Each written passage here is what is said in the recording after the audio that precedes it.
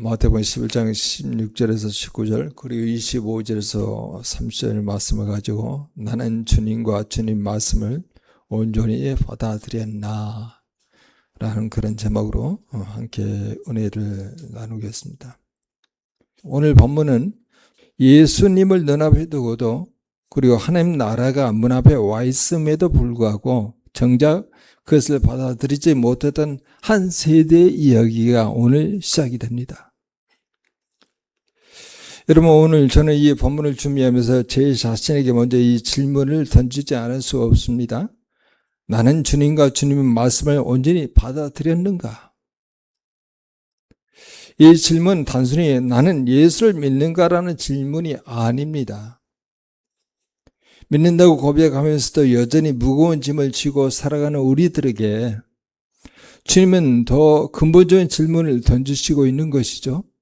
우리는 우리의 삶의 전체와 우리의 삶의 모든 방식을 주님 앞에 내려놓았느냐, 그걸 물어본다는 거예요.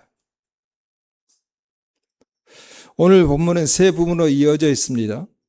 먼저 예수님을 받아들이지 않은 한 세대에 대한 탄식이 시작이 되죠. 예수님의 탄식입니다. 이어서 그 아버지를 아는 길이 어떻게 열리는지에 대한 예수님의 기도가 나옵니다. 그리고 마지막으로 그 모든 것의 결론으로서 수고하고 무거운 짐진 자들을 향한 은혜의 초청이 오늘 나오게 되죠. 그래서 오늘 우리에게 주시는 그 메시지가 선명하게 드러납니다. 그것은 바로 이것이죠. 내가 주님과 주의 말씀을 온전히 받아들였다 하면은 이제 세상에서 수고하고 지던 무거운 짐을 다 내려놓고 온유하고 겸손하신 주님께 전인격적으로 나아가 하나님 나라를 함께 이루어 가고자 할 것이니 그 자체가 쉼이고 평안이라는 거예요.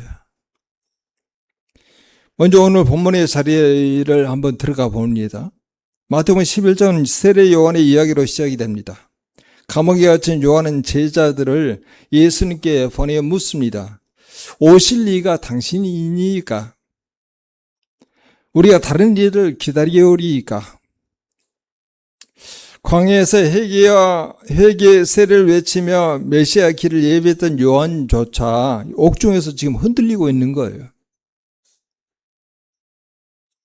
오실 그이가 당신입니까? 아니면 다른 일을 기다려야 합니까? 이렇게 물어보게 되면 거기에 대한 즉답을 하셔야 하는데 우리 저는 그렇게 말하지 않고 맹인이 보며 못 걷는 사람이 걸으며 나병 환자가 깨끗함을 받으며 못 듣는 자가 들으며 죽은 자가 살아나며 가난한 자에게 복음이 전파된다 하라. 세례 요한이 보내던 사람에게 그렇게 전달하라고 예수님 말씀하시죠. 그러면서 누구든지 나로 말미암아 실족하지 아니한 자는 복이 있도다, 이렇게 말씀하세요. 이어서 우리에게 요한이 어떤 사람인지를 증언하십니다. 그리고 오늘 본문 16절부터 예수님의 시선을 요한에게서 이 세대로 옮기십니다. 여기서 우리는 매우 중요한 흐름을 발견합니다. 요한도 왔어요. 예수님도 오셨습니다. 하나님은 두 가지 다른 방식으로 이 세대에게 다가오셨어요. 하나는 금욕과 회개를 외치는 예언자직 방식이었고, 다른 하나는 죄인과 함께 먹고 마시며 하나님 나라의 잔치를 미리 보여주는 메시아 방식을 보여줍니다. 그런데 이 세대는요, 두 가지의 방식을 모두 거부해요. 이것이 오늘 본문 전체를 여는 열쇠입니다. 문제는 방식이 있지 않다는 거예요. 문제는 받아들이려는 마음이 없다는 거예요. 수용성 그 자체가 문제가 있다는 것이죠. 수용하지 않은 거예요. 세례 요한의 그 메시지도 수용하지 않고 예수 그리스도가 말씀이 육신이 되어 이 땅 가운데 오셨는데도 그 하나님의 나라 복음을요 받아들이려는 마음이 전혀 없었던 거예요. 예수는 이 세대를 장터에 앉아 노는 아이들에 비유합니다. 아이들이 피를 불어도 춤추지 않고 설비우로도 가슴을 치지 않는 동무들을 향하여 투정하는 모습이 보입니다. 이 표현은 단순한 풍자가 아니라 당시 사람들이 요한과 예수님 모두에게 보였던 반응을 정확히 짚어내고 있는 거예요. 요한이 와서 먹지도 않고 마시지도 않자 사람들은 귀신 들렸다고 이야기합니다. 예수님 와서 먹고 마시자 이번엔 먹기를 탐하고 포도주를 즐기는 자, 죄인과 세리의 친구들이라 그렇게 말합니다. 여기서 우리가 이 세대의 문제가 무엇인지 정확히 볼 수가 있는 것이죠. 그들은 하나님이 보내신 메신저를 그 메신저의 방식대로 받아들이지 않아요. 대신 자기가 이미 정해놓은 기준으로 메신저를 판단하고 재단합니다. 금욕적이면 귀신이 들렸다 하고 함께 먹고 마시면 탐식가라 합니다. 이것은 사실 어떤 방식으로 다가와도 받아들이지 않겠다는 완고한 마음의 다른 표현일 뿐이에요. 진짜 문제는 요한의 방식도 예수님의 방식도 아니었어요. 진짜 문제는요, 애초에 하나님의 말씀 앞에 자기를 열어놓을 마음이 전혀 없었다는 거예요. 19절 끝에는 예수님은 이렇게 말합니다. 지혜는 그 행한 일로 인하여 옳다함을 얻느니라. 강조점은 분명합니다. 하나님의 지혜는 그것을 진정으로 받아들이고 그 열매를 맺는 자들을 통해서 옳다는 것을 증명한다는 거예요. 거부하는 자들은 아무리 다른 방식으로 다가가도 소용이 없지만은 받아들인 자에게는 그 지혜가 삶의 열매로 드러난다는 뜻이에요. 성도 여러분, 우리가 이 세대의 모습에서 자유롭지 않습니다. 우리는 종종 하나님의 말씀이 우리의 삶의 방식과 다르게 다가올 때 그것을 받아들이기보다는 우리의 기준으로 판단하려고 그래요. 그건 지금 이 시대에 맞지 않다, 내 상황에 맞지 않다, 이렇게 말하는 경우가 많이 있어요. 말씀이 우리를 불편하게 하면은 너무 율법적이다 라고 이야기하기도 해요. 말씀이 우리에게 자유를 주면은 너무 느슨하다 라고 평가를 해요. 결국 우리가 정말 원하는 것은 말씀이 우리를 바꾸는 것이 아니라 말씀이 우리가 이미 서 있는 자리를 확인해 주는 때가 많이 있다는 거예요. 여러분, 이렇게 온전히 주님을 받아들이지 않고 주님이 주신 그런 메시지를 받아들이지 못하는 사람에게는요, 결국 쉼이 찾아오지 않아요. 평안이 찾아오지 않아요. 왜냐하면 스스로 재판관의 자리에 앉아있는 한 그는 여전히 자기 힘으로 모든 것을 판단하고 짊어져야 하는 무거운 짐 아래에 있기 때문에 평안이 없죠. 쉼이 없는 거예요. 16절에서 19절의 탄식 직후에 예수는 놀랍게도 슬픔이 아니라 감사의 기도를 올려드립니다. 천지의 주제이신 아버지의 이것을 지혜롭고 슬기 있는 자들에게 숨기시고 어린 아이들에게는 나타나심을 감사하나이다, 이렇게 말해요. 이 기도는 언뜻 이해하기 어렵습니다. 세대가 그 말씀을 거부한 것이 어떻게 감사한 이유가 될 수가 있겠어요? 그러나 이 기도의 핵심은 거부 자체에 대한 감사가 아니라 하나님께서 계시의 방식을 스스로 정하시는 주권자이라는 사실에 감사하는 거예요. 여기서 지혜롭고 슬기 있는 자들은 자기 지식과 자기 판단으로 하나님 앞에 서려는 사람들을 가리킵니다. 이들은 스스로 충분하다고 여기에 하나님의 계시를 받을 마음도 없고 빈손도 갖고 있지 않아요. 반대로 어린아이들은 사회적 지적으로 미숙한 자들이 아니라 스스로 아무것도 갖지 못했음을 알고 전적으로 아버지께 의존하는 자세를 가진 자들을 어린아이들이라 그렇게 말한 거예요. 예수님이 말씀하시는 것은 지식의 유무가 아니라 태도의 문제예요. 곧 자기를 비우고 받아들이는 수용성의 문제, 어린아이들에게는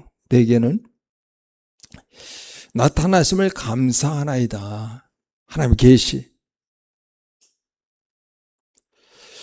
그리고 27절에 이 계시의 통로가 오직 하나뿐임을 밝히십니다. 내 아버지께서 모든 것을 내게 주셨으니 아버지 외에는 아들을 아는 자가 없고 아들과 또 아들의 소원대로 계시를 받는 자 외에는 아버지를 아는 자가 없느니라. 이것이 마태복음 안에서 가장 깊은 삼위일체적 고백이에요. 아버지와 아들 사이에는 서로를 온전히 아는 상호적이고 그리고 배타적인 친밀함이 있습니다. 사람의 아버지를 아는 유일한 길은 아들이 그를 계시해 주시는 것뿐이에요. 다시 말해서 하나님을 안다는 것은 우리의 노력이나 종교적 성취의 결과가 아니라 아들이신 예수 그리스도께서 우리에게 열어주시는 선물이에요. 그게 계시예요. 그렇다면 16절, 19절과 25절에서 27절에 서로 대조를 이루면서 하나의 흐름을 만듭니다. 스스로 지혜롭다 여겨서 예수님을 자기 기준으로 재단했던 세대는 결국 아버지를 알지 못해요. 반면에 어린아이처럼 자기를 비우고 아들이 계시해 주시는 대로 받아들이는 자들에게는 아버지께 이르는 길이 열립니다.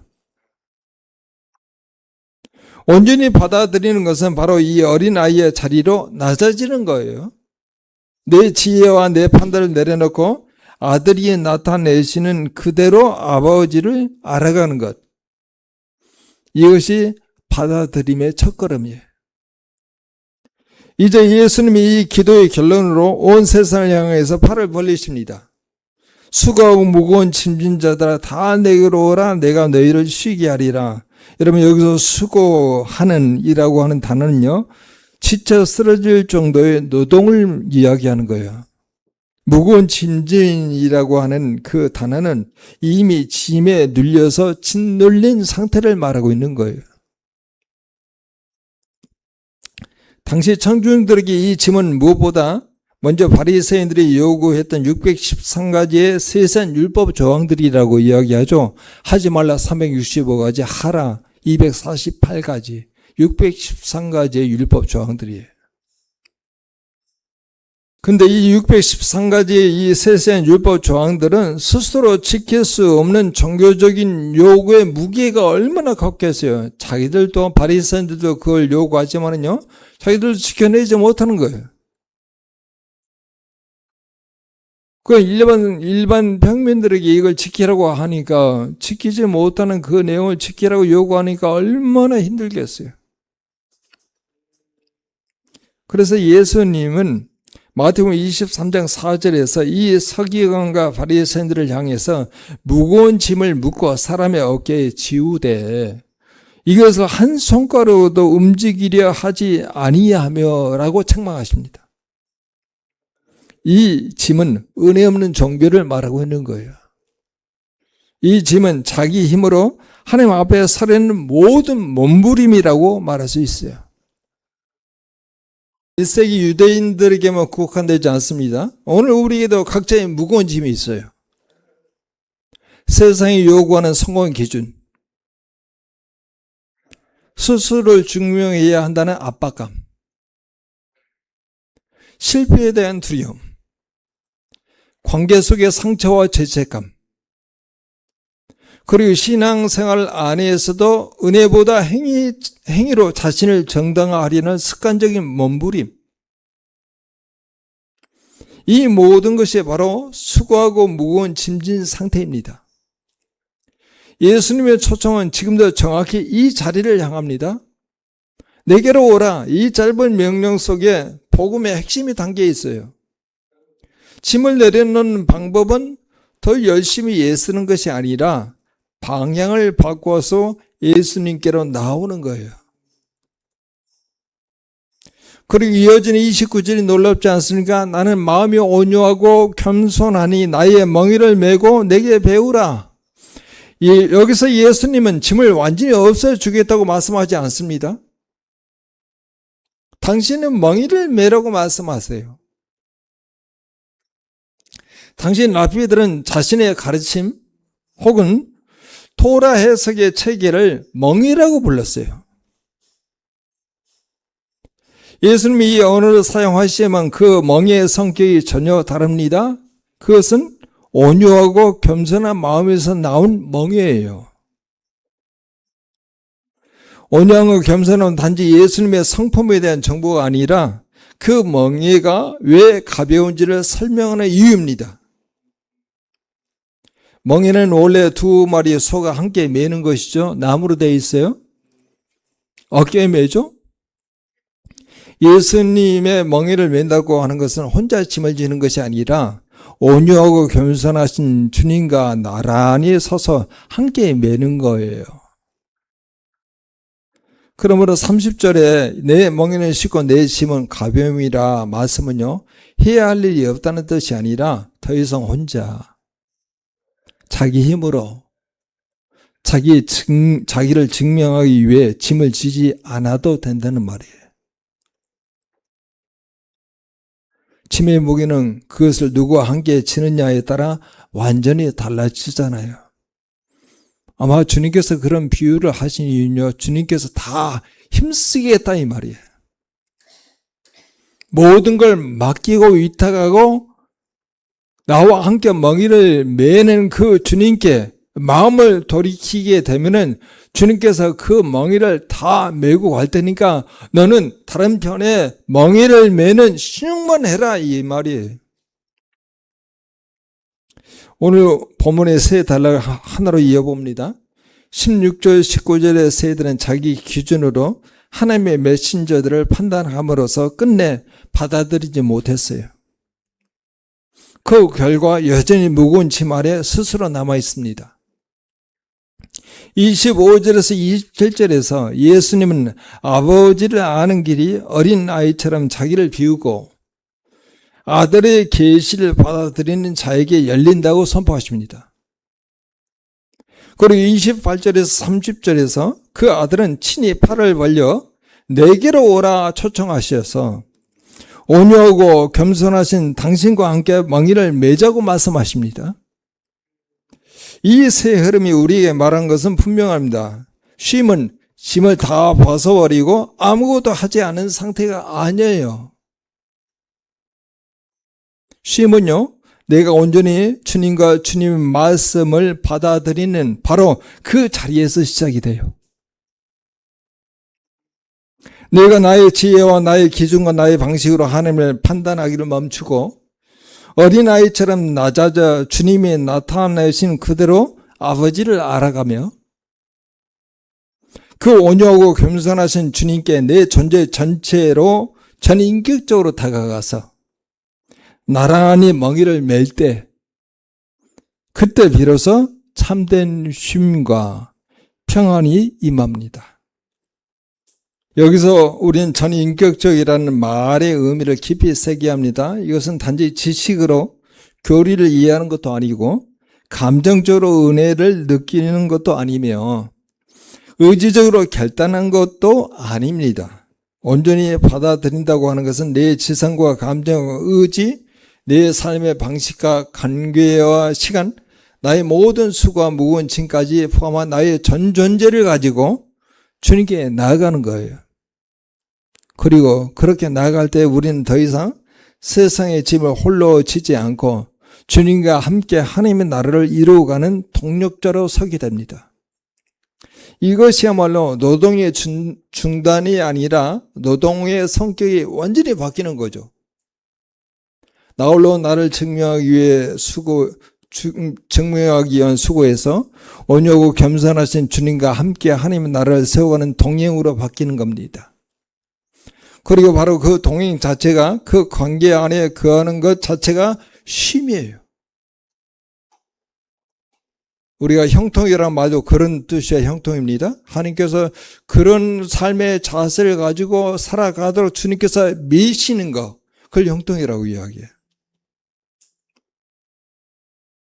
그러므로 오늘 본문이 우리에게 던지는 질문이 이것입니다. 내가 주님과 주님 말씀 온전히 받아들였다면 나는 이제 세상에서 수고하며 지던 무거운 짐을 곧 내 힘으로 나를 증명하고 정당화하려는 그 몸부림을 다 내려놓고 온유하고 겸손하신 주님께서 나의 전 존재로 나아가 하나님의 나라를 함께 이루어 가고자 할 것입니다. 그리고 그 자체가, 그 관계가, 그 관계와 그 동행 자체가 저 여러분들에게 쉼과 평안이라는 거예요. 사랑하는 성도 여러분, 우리는 지난 시간 얼마나 많은 무거운 짐을 홀로 지고 살아왔습니까?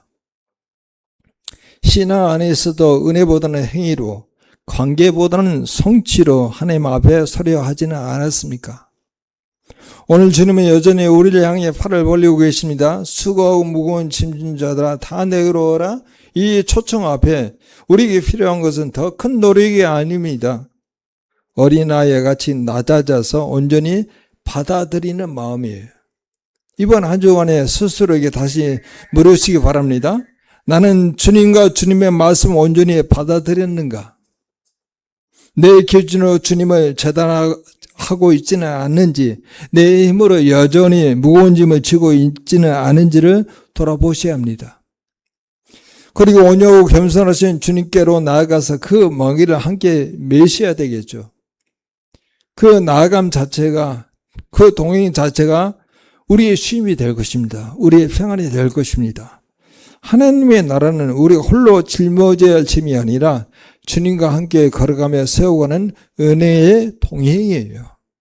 그래서 우리가 함께 기도합니다.